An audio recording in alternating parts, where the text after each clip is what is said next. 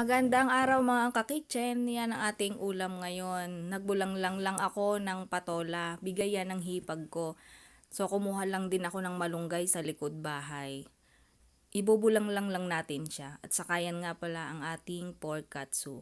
So ayan ngayon, magbubulang lang na tayo. Ayan, hiniwa ko na ang ating patola, binalatan ko na siya.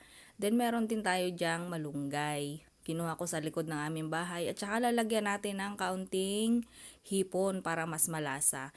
So ayan, bawang at saka luya lang siya at saka Knorr shrimp cubes. Ayan, ilalagyan lang natin ng tubig ang ating kaserola. Then ilagay natin ang ating bawang at saka ang ating luya. Then naglagay din ako dyan ng paminta. Hindi ko kasi makita yung buo, yan na lang nilagay ko, durog. Malasa din naman siya. Then takpan muna natin at pakuluan. Ayan, kapag kumukulo na, ilagay na natin ang ating hipon. Ilalagay na rin niya natin ang ating patola. Kasi madali lang din naman siya maluto. Ayan.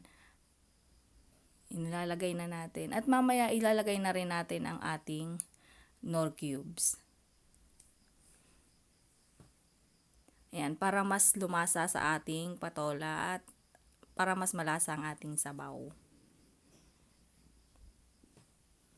Yan, after ko ilagay ang Knorr cubes, pakukuluan natin siya hanggang sa maluto ang ating patola.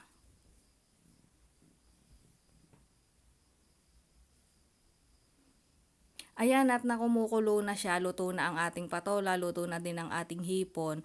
Tinimplahan na din natin siya ng ating mga pampalasa. Yan lang po, maraming salamat, bye!